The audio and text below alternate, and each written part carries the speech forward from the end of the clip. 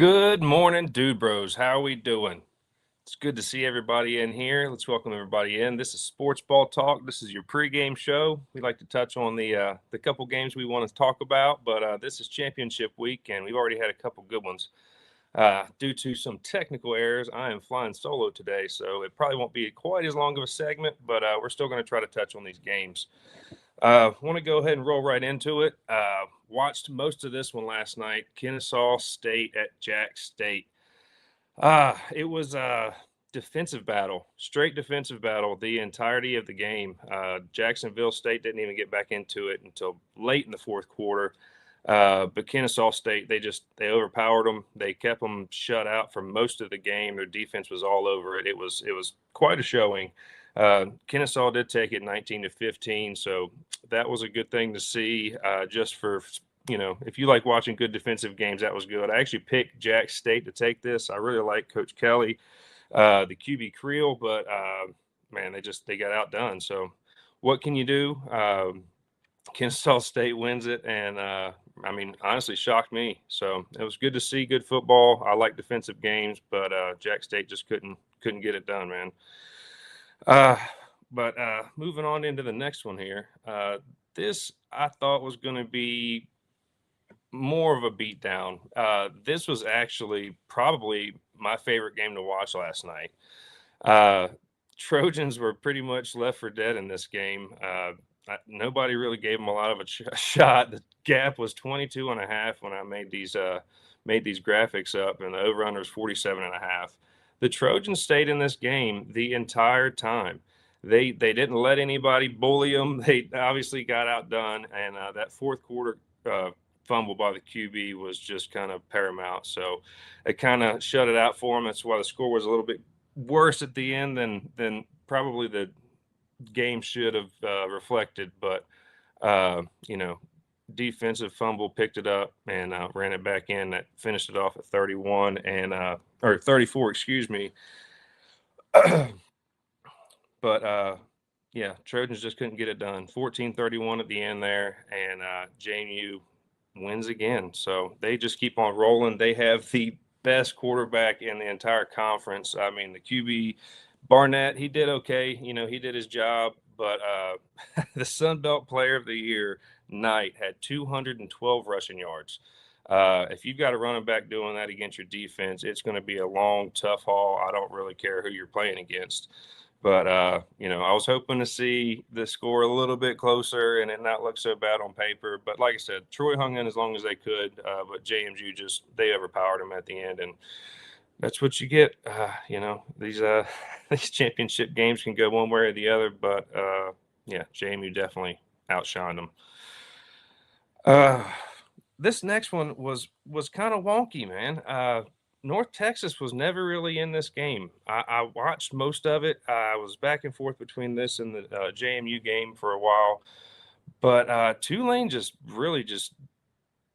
shut these guys down for the most part. I mean, they obviously scored, but it wasn't any point in the game where you're like, oh, yeah, North Texas is getting back in this. It just didn't happen, man.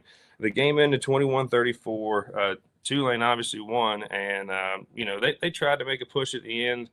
3 picks. You got 3 picks out of Messmaker, and that was quite a mess to make. You can't crawl yourself out of that if you're just so far behind. So Tulane did what they do. They've done it all year. They got that ranking for a reason. I don't know if this is really going to have any CFP implications. It's probably not, but you never know, because if Duke beats UVA, man, there's going to be some head scratching. I don't know. It's a weird one. I did not like the way Jake played, the quarterback, Tulane. He's just kind of there. McClure, the running back, 120 yards for the day. I think he was probably the best player on offense. So not much to see here. This one went about the way I thought it would, and Tulane just they overpowered these guys too. It wasn't a great game. Like I said, that JMU game was a better one for me, and this one was just kind of third quarter, you kind of writing on the wall. So it is what it is. Tulane wins. This one, man, This one made me kind of sad because UNLV has been getting their butt whooped by Boise State for, it seems like, forever now. And it's just, what can you do? You know, these guys show up, they play, and Boise State just finds a way. I think the big part of this was Boise State getting their quarterback back. Madison had 3 touchdowns. He didn't have like a stellar, magnificent performance or anything like that, but he did a great job. He did what they were supposed to do. Boise State absolutely covered that line of 3.5, and yeah, it was definitely an over game. I took UNLV. I thought they were finally going to get it together, finally win this game, but Boise State, 3 in a row, Mountain West champs again. It's just it's nice to see a team that was left for dead circle back, get their stuff together, and go win the championship. That's a good look on them. 3-4 weeks ago, everybody was writing off Boise State, and the dude had a little something to say about the rankings and all that for a couple of these games, and he's not wrong. But this is where we ended up, and Boise State won themselves another one. So it's just it is what it is. You can't beat them every time, and poor UNLV just can't seem to beat them ever. So it was different seeing Dan Mullen sitting on the sideline for a non-SEC team, and same look though. He just had that the whole time, and he had some words with some officials, and to be fair, there was some spotty calls on this deal.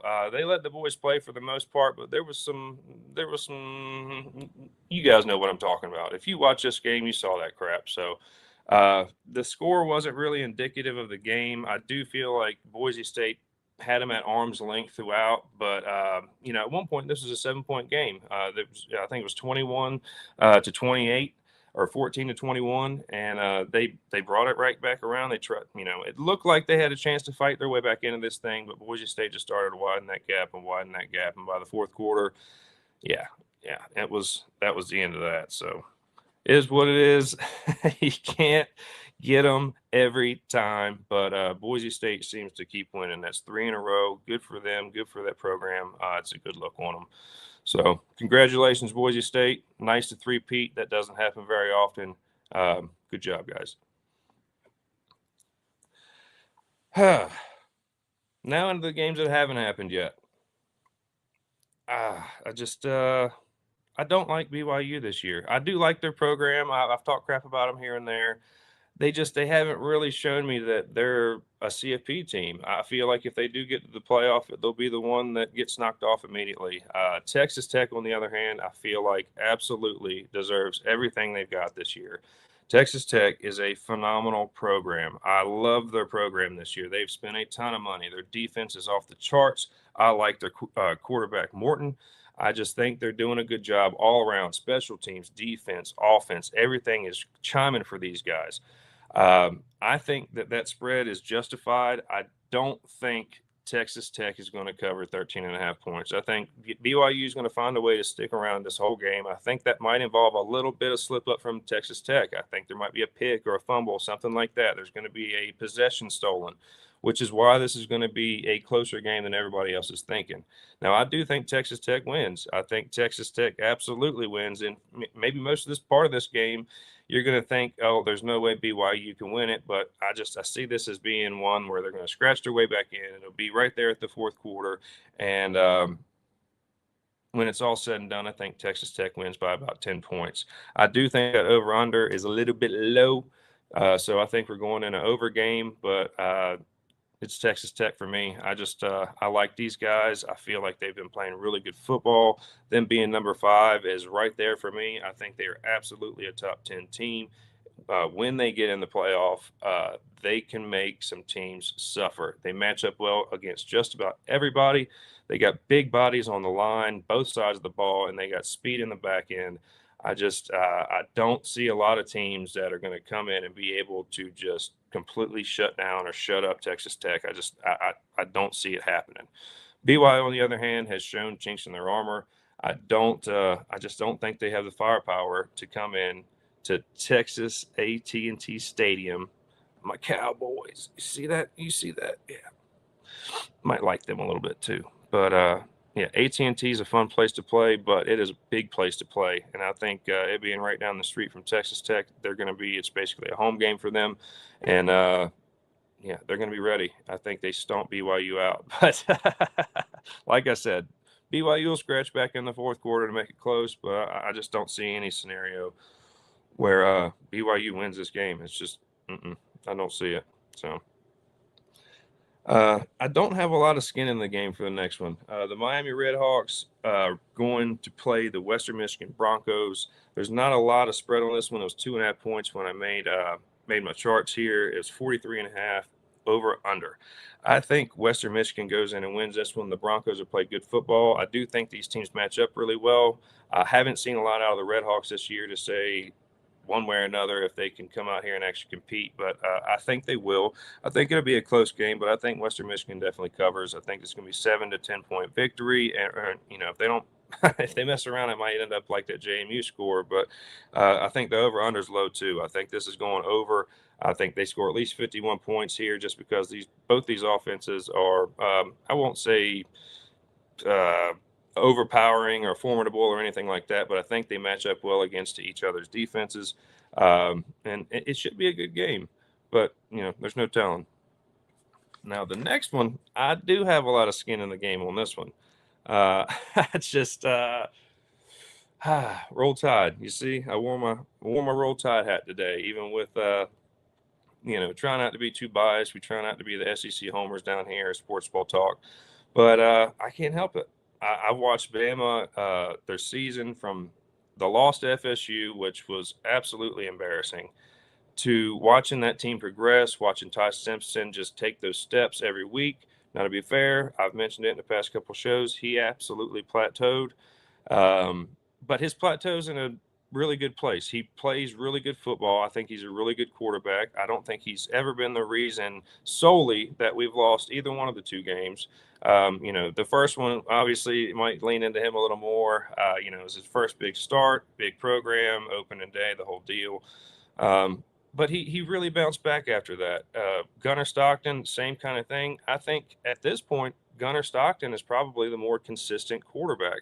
I don't see a lot of bad mistakes out of him. I do still see a little bit of the wonky stuff with him choosing to run instead of throw, maybe a little bit of wonky stuff with his reads. I think Simpson absolutely has the leg up as far as that being in the pocket and reading through your progressions and things like that. But I would never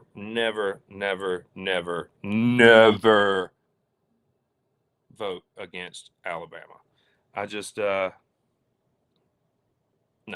I'm not going to do it. I'm just going to do it. Everybody else is right now. I think Georgia's got a 3-point favorite, and this was a 47.5 point over under game when we looked at it the first time. I think Bama wins. I think Bama wins by 7 or 10 points. I'm not going to say it's going to be the 10, and it might just be a field goal, but either way, they cover the 2.5. I don't really care about the rest of it. I just want to see Bama win. I'm tired of hearing all the crap. I'm tired of hearing this and that. We've already beat Georgia. We beat them at home between the hedges. Now, to be fair, it wasn't a pretty game. It was a low-scoring game, comparatively speaking, to what's been going on this year as far as both of these offenses are concerned. But Bama won. We outwilled them. We finished up at the end, and we didn't make as many mistakes. I think they're going to do the exact same thing here. Mercedes-Benz is just like a home game for Bama, even though it's closer to Georgia, but we're used to being there. And everybody has seen this game year after year after year after year. And to be honest, I'm sure a lot of people are sick of seeing this game that are not Alabama or Georgia fans. It's just part of it. LSU had their kick in 2019, which was, the best season in college football as far as I'm concerned. You had Joe Burrow and the boys, and Justin Jefferson, Jamar Chase. That was magic. Seeing them with Coach O and the swagger and just the we don't have that this year. To be fair, I don't see that anywhere. Honestly, I don't think there's a chance of us seeing that kind of season again with the NIL and everything. It just to have that amount of talent on the team was just crazy. I hate the tangent, but 2019 LSU Tigers, that was the best season in college football. You can pick it apart and say it was 2020 Alabama, and I would love to have that argument, but I think if 2019 LSU plays 2020 Alabama, 2019 LSU is going to win that game. That's just my humble opinion, and that's just me looking at reality. But as far as this game is concerned, this SEC championship, it's our turn. Georgia won last year. It's our turn this year. it should be the end of it. But I think Georgia's going to find a way to stick around in this game. Kirby's smart, phenomenal coach. He's going to get a good look at us in that first half of the game and make his adjustments. He's going to have a game and a half of stuff to look at to make sure that the second half, maybe we don't score any points. Maybe we don't score as many points. That's why being ahead in the first half, going into halftime with a lead is going to be paramount. I think if Alabama scores first, that is absolutely going to be the case. I think Alabama rides that out, and we just keep on rolling. Unfortunate for all of Georgia. You know, they have a good quarterback. They got a good program. Their defense is really good, but I'd take Bama 10 times out of 10 in the CFP right now. I just like Ty Simpson. I think he has that big moment capability. I kept looking for, the Heisman stuff. I've kind of been pissed off about that because we were really working into that Heisman trend. I wanted to hashtag Heisman everything. But we never got that game. The week we were supposed to, Mendoza showed out, and Sayin showed out, and Pavia showed out, and he kind of fell back into the shuffle there, and I think that was justified, unfortunately. I like Pavia. I like Mendoza. I like Sayin. I think all three of those guys are your three top front runners for quarterback as far as Heisman considerations are considered or what have you. Jeremiah Love, Jeremiah Smith, running back, wide receiver, Ohio State and Notre Dame respectively. Those guys have they should be in there too. But I think it's going to be a quarterback year, and I think it's going to be one of those three guys. I think it's going to have a lot to do with what shakes out this week and the next couple weeks. But, if I had to pick one right now, I honestly think I'd take Mendoza. Mendoza is my Heisman right now. The guy has been phenomenal. He's got better numbers than just about everybody. I think he's got 5 picks all year, 35 or 38 touchdowns. That's your guy. And as long as he comes out here against Ohio State today and just stomps out and does what he's supposed to do, I think he's going to get it. But to close out on the Bama game, Bama wins, Bama covers. We're going over. This is not going to be that low-scoring affair. I would love to see Hill take a step up. Hill, number 4, our running back, he has not used his brain all that well. He has got a massive frame. He is like a refrigerator with legs, and if he can figure out how to hit a gap and how to get on the outside and how to do it and when to do it, that guy's going to be deadly. If he can show up today, he's going to be big for us. Honestly, Cam Miller's been so spotty. I don't know. And on the flip side of that, Georgia's defense is phenomenal. They don't let you run. It's going to be like playing Oklahoma again. They're going to shut down the run. So we're going to see what happens. Bama wins. That's the end of that. Let's roll on to the next one. I was just talking about this quarterback and this other quarterback and this team and that other team. This, I believe, is your game of the day. I think this is going to be the shootout. You've got 2 absolute Heisman candidates that are about to show out and see who is supposed to be the actual Heisman candidate. So I don't see any circumstance where this is not a massive shootout in the game. I don't see any chance that this is not just big sparks all day. And just for a little treat, I've got somebody I want to bring in because he finally got done with his technical difficulties. And just for a little treat, I've got somebody I want to bring in because he finally got done with his technical difficulties. Have we got you, dude?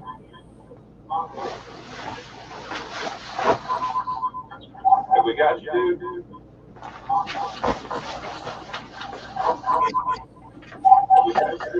Welcome, boys. I'm glad you can make it. Sorry, we had some technical difficulties connecting today. Glad to be here, sir. Nice to see you guys. I was just rolling into the Indiana game here, the Big Ten. We got that shootout coming up. It's there we go. It's going to be fire. I was just talking up both of these quarterbacks. You got 2 Heisman candidates without question. I think Mendoza's going to edge it out, especially if he plays big today. I really like Mendoza. Sayin's been phenomenal all year. But since you guys are in here now, what are you thinking, GB? I think that Sayin's probably the one who's going to edge it out in the end. I think although Ohio State has not been tested the same way, that Indiana has this season, I think Sayin is going to overall prove why he is that number one Heisman pick. Now, personally, I would love to see the Hoosiers pull this one out, but as I called in the live show on Tuesday, I think Ohio State's going to win this one. And then I think in the final matchup, when we see these two teams meet again, I'm going Hoosiers all the way. I'm getting a bit of that echo. Mm-hmm. Anybody else getting that? Let's try something. Try it now. The technical difficulties persist. You have no idea. There's been some issues here lately. I don't know if you had the issue with your phone. Made a little short on the Dude Legion channel about that. Yeah, there's lots of wonky stuff going on in the air right now. Take what you want from that. Yeah. But to focus back on what we're doing here, Indiana, Ohio State. GB thinks Ohio State takes this one. I am complete opposite. I think Mendoza comes out here and just shows out why he is the Heisman this year, wins this one, and Ohio State has to try again in a couple weeks. What are you thinking, dude?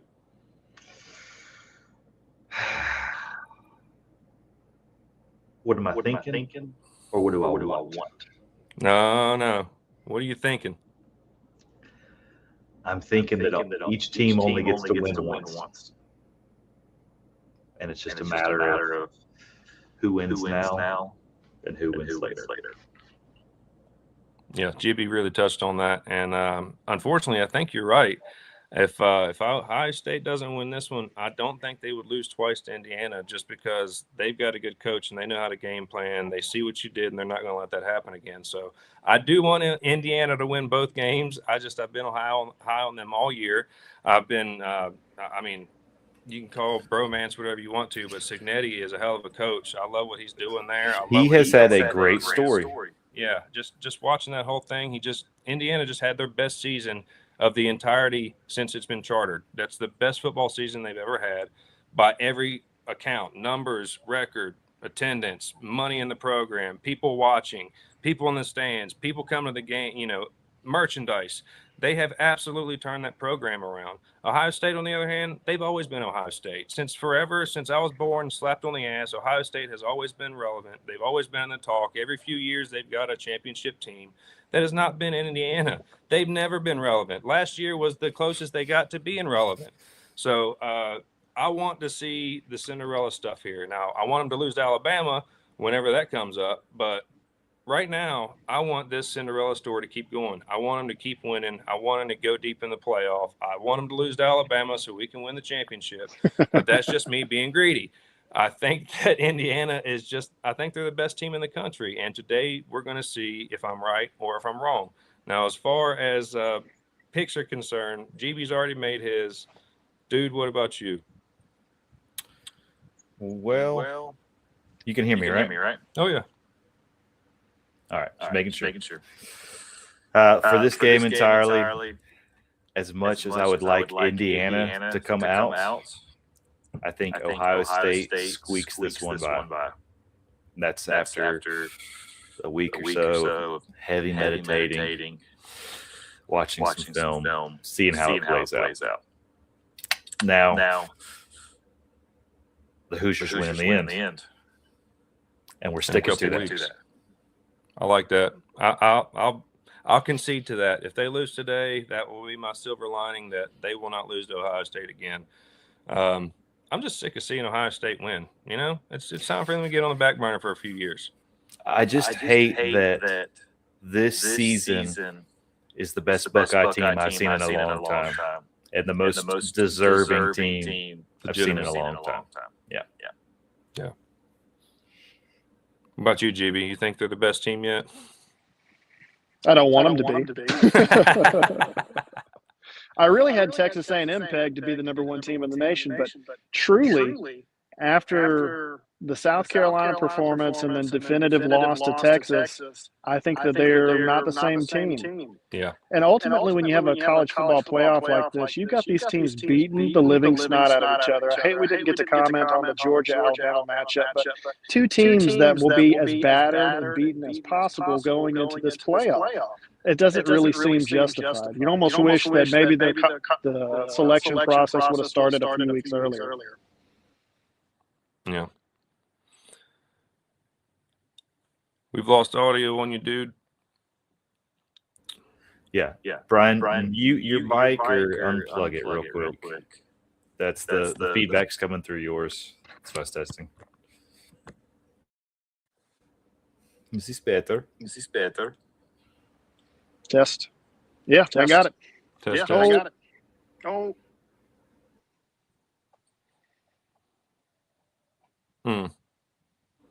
Carry on. Well, we only got one more game here anyway, so let's roll right into that. Dude, you've been kind of hit or miss with UVA and the Blue Devils, but GB's been kind of outspoken. Why don't you start us on that one? Well, I will say the ACC is an absolute doo-doo basket right now. And the championship game is no exception.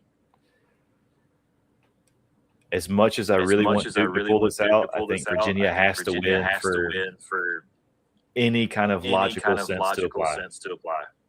And I think that will be the result.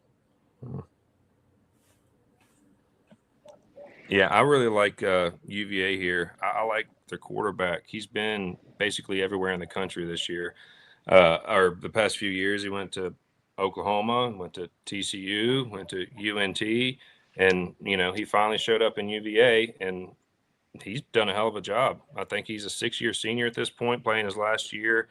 UVA's having a historical year as far as their numbers are concerned. I mean, it's not up to the level of Indiana's, but it's been absolutely very, very good. So I think the Cavs win. If the Cavs don't win, this is not good. This is very, very bad, because then the CFP has to really look here and say, are we really not going to let an ACC team into the playoff? Because that could very well happen here.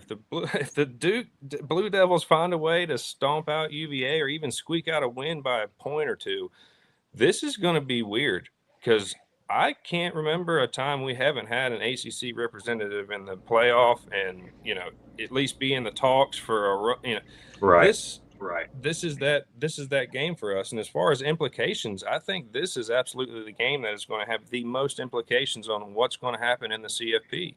So that being said, I'd like to see UVA win, just because I don't want to have any question marks about Miami coming in or all this other bull crap. Because if you have to consider a Blue Dukes team that is 8-5 at that point, and then you have to consider a Boise State team that's 8-4, it's just like, what are we doing here? Why is this even a conversation we're having? So anyway, I hate to belabor a point. I don't want to see Duke win just because it's going to jack up the CFP, but if they do, good on them, because screw the CFP. Let them figure it out. I will come in as the counter argument to that. I do think that Virginia will win, but I think I would like the Blue Devils to win to see the shakeup. Ultimately, I would like to see Miami come in and win, and play in the college football playoff. But unfortunately, I think that the Fighting Irish will be forced into that situation, so to appease those bandwagon fans.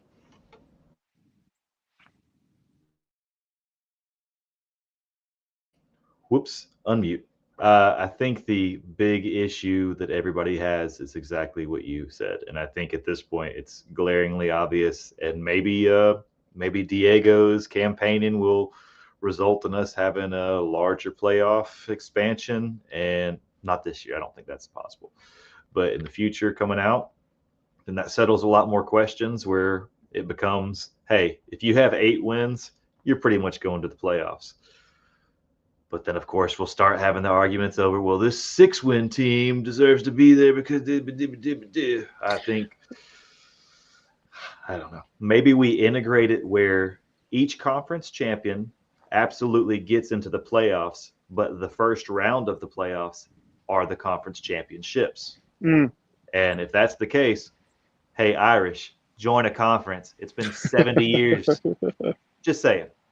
Right. I think that is probably the most logical way to go about this, to have the smoothest transition and to have some sort of parity across the board to make this a process that very few people can voice complaints about. Because right now you have people who say, maybe don't put in your best players or don't put them in the whole time for these, regional championship, division championship games, because you still have a playoff to attend to. So it's okay to lose this. You don't need to have the ACC title. You don't need to have the Big Ten title. You need to be focused more on the big dance in the long run. Whereas I think if we alter that to be the first round of the playoff or these divisional championships, if you win, you obviously go on, or maybe if you win, you get the second round bye. And if you lose, you get a second chance, like kind of a round robin type thing. So you go in there, and it's not necessarily a double elimination to get in there, but it is if you're a conference thing. I mean, I'm no college football committee extraordinaire, so I can't really say one way or another how it will turn out. Well, I think you got a point there. I think this is absolutely going to be the last year we see a 12-team playoff. I think that's done. I think everybody's sick of, well, he should have got in, but he didn't get in. But Notre Dame's got to get in, so we got to let this guy out. I think 16 is probably going to end up being the right number. Like I said, I'm like you. I'm not paid to do this. I'm not a CFP guy. I've never been on a committee. But I think 4 more teams, bring in your champions. Like you said, first round is those championship games. Maybe expand the week. 1 more week of college football. Make it a little bit more like the pro season, which is exactly what they've been doing with adding a game and adding a game and adding a game. We want to make sure that these players can make it through a 16-week season at the next level. We got to make sure our investment is going to be invested properly, all that stuff. So they're really going for the NFL model, and I think that's the case, then, going to a 16-team deal would be the deal. So I don't know. I'm not a Notre Dame guy, obviously, at this point. I watched a couple things with some big interviews on some bigger channels where a lot of these coaches are going, well, if we don't want to play Notre Dame, we just won't schedule Notre Dame anymore. And then if Notre Dame can't play any good teams, then Notre Dame won't be ranked because they didn't play anybody. So I think they might have to join a conference. To your point, they play an ACC schedule, which is absolute bullcrap because they're not adhered to the ACC rules or the championship or any of that crap. But they play a powder puff schedule because they don't even play the best teams in the ACC. So it's.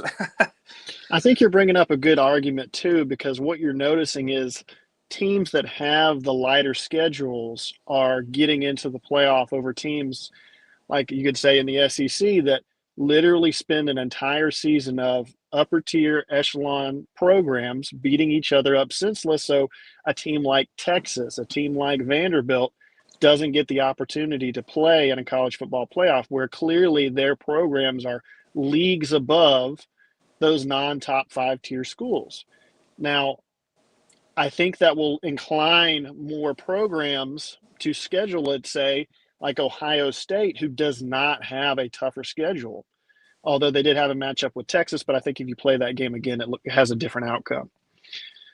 So I would be very curious to see where the direction of this goes forward. The dude even mentioned earlier, what if it becomes more of a 32-team playoff and you start to do it at that session?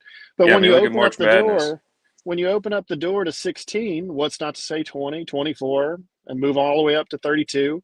And then you say, what if it's just a playoff all season before it gets out of hand?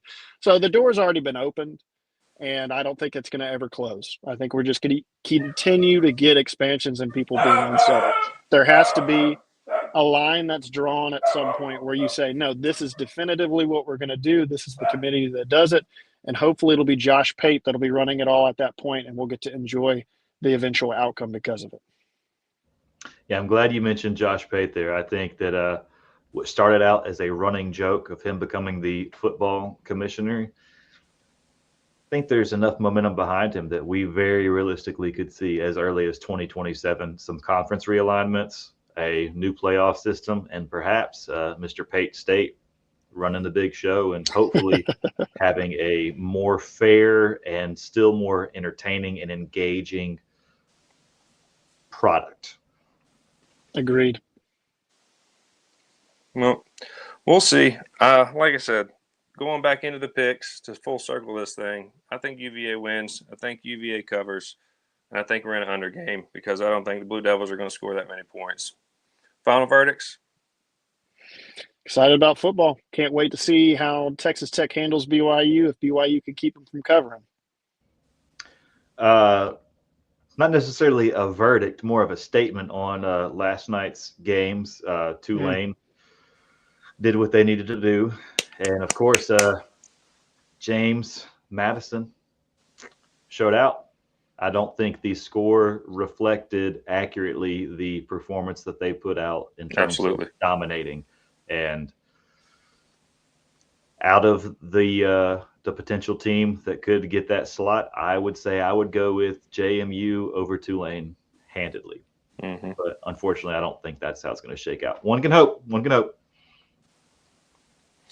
Yeah, I liked the JMU game. I really enjoyed watching that one, actually, because that really didn't spread out until the fourth quarter, and you got to see all that play out. So I was high on them too. Tulane, on the other hand, there was never a chance where, as far as I was concerned watching that game, where UNT was trying to scratch and claw back in. When you throw 3 picks, especially a pick on the very last drive where you needed to score another touchdown, you can't dig yourself out of that hole and then do it again. So, I really liked the Troy JMU game. I thought it was really good. The Jackson State game was really good. Kennesaw State shut them out pretty much the whole game. It was mid-fourth quarter before there was even any life back in Jack State. So, best game for me was that Troy game. Yeah, it wasn't good. But, big game of football is coming up. I'm really excited about today. We got the SEC Championship and the Big Ten. Those are going to be real fun watches. And as always, I hope Alabama comes out on top, but we'll see how it shakes out, man. I appreciate you guys jumping in. It's been technical issue after technical issue today. I'm glad you guys could pop in here for mics and cameras and internet. It's just it's hard to do this sometimes, and I'm just glad you guys showed up. I know you've been trying to get in and here and there, but we got what we could. I appreciate my dude bros being here. We've had GB, we had the dude. I've been Brian. This has been Sports Ball Talk. We'll see you guys on the field. Thanks for having us.